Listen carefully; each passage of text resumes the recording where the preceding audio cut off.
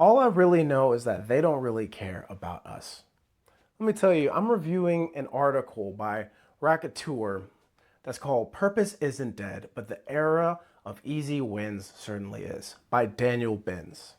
And let me tell you, I loved this article.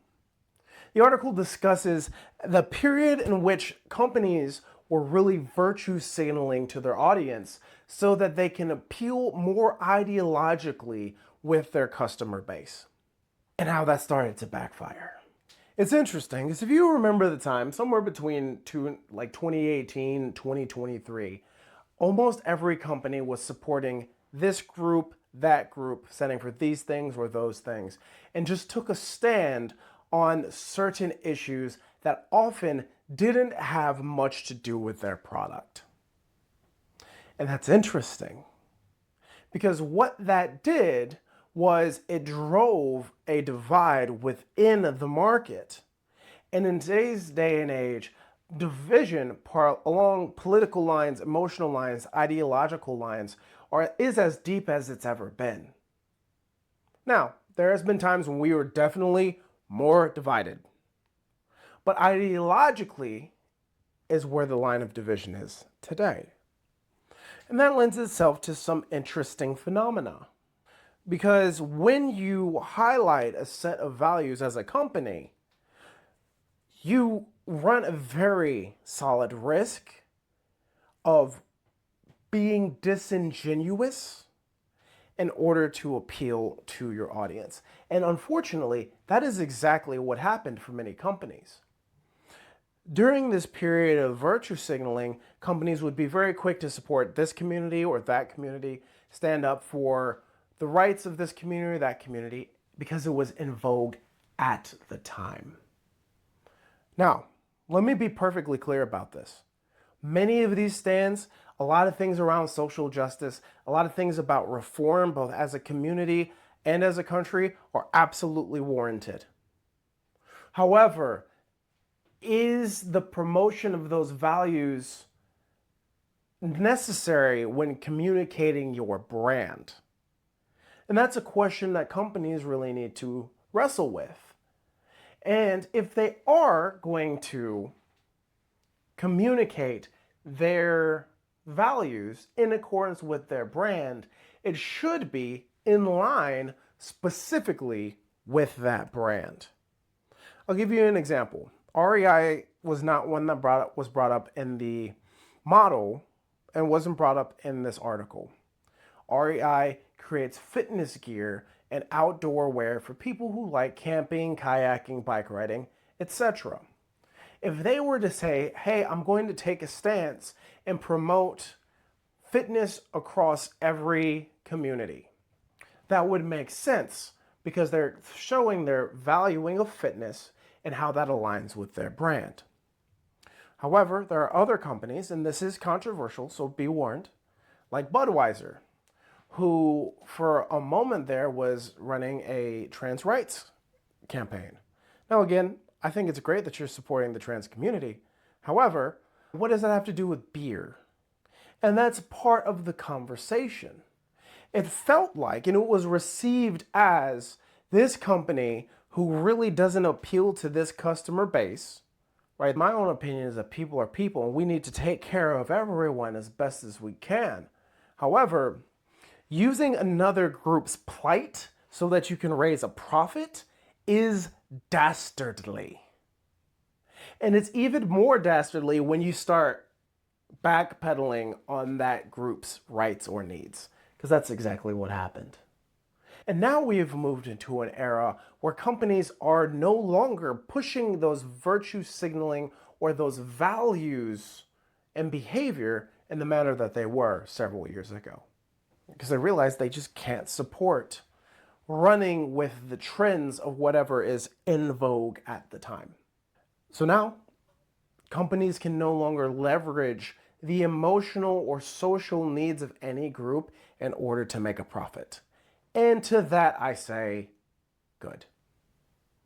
There shouldn't be a company anywhere that's trying to use someone else's plight in order to make money. That's wrong.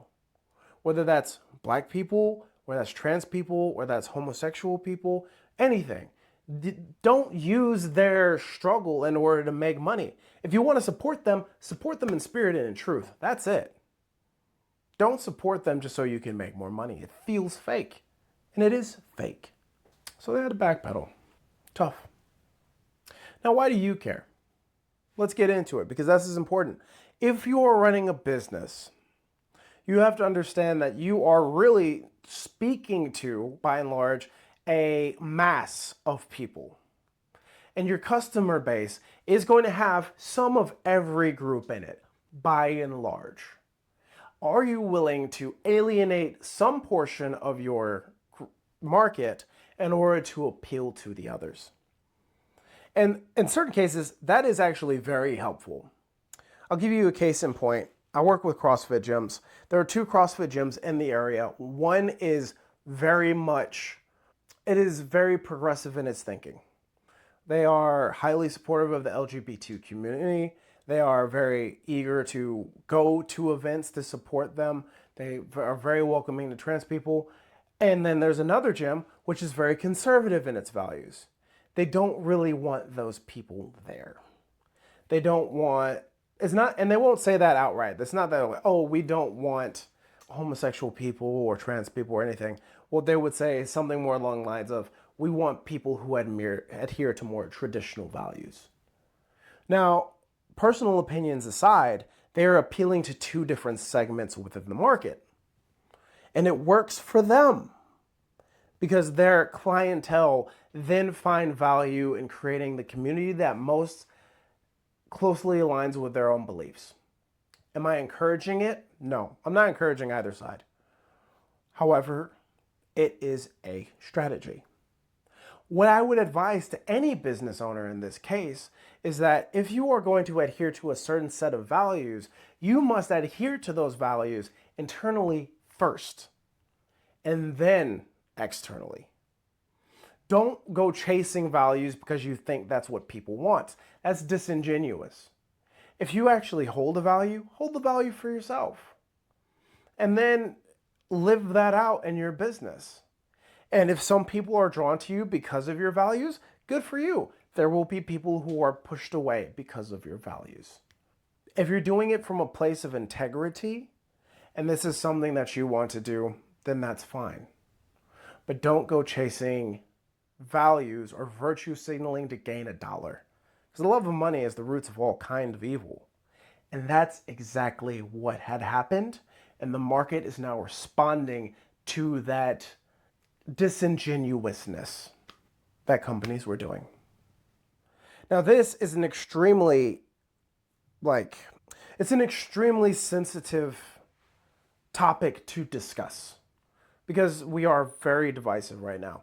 And if you say anything on either side, you're going to have to apologize to somebody. However, and this is my advice, and I mean this from the bottom of my heart, don't go chasing waterfalls.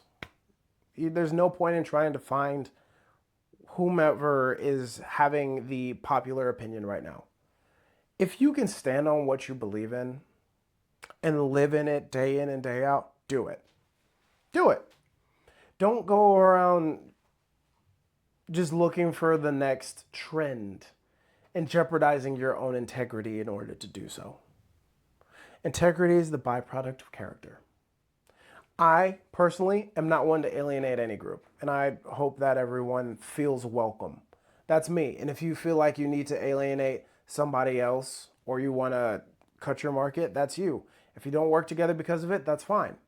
All right, but I'm not going to turn my back on anyone because of their color, skin, credence, belief system, or anything. I'm not, because that's not what I do or stand for.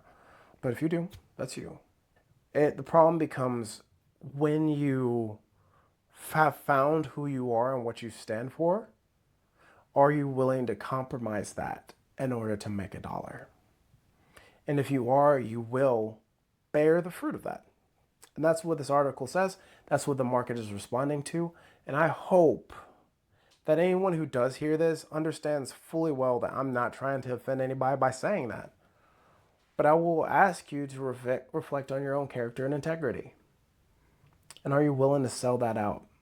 That's a question we all need to wrestle with and think about. And we'll get into that more at another time. But for today, my name is Colin Charles. I'll take whatever fallout comes with this one. And we will see you all in the next one.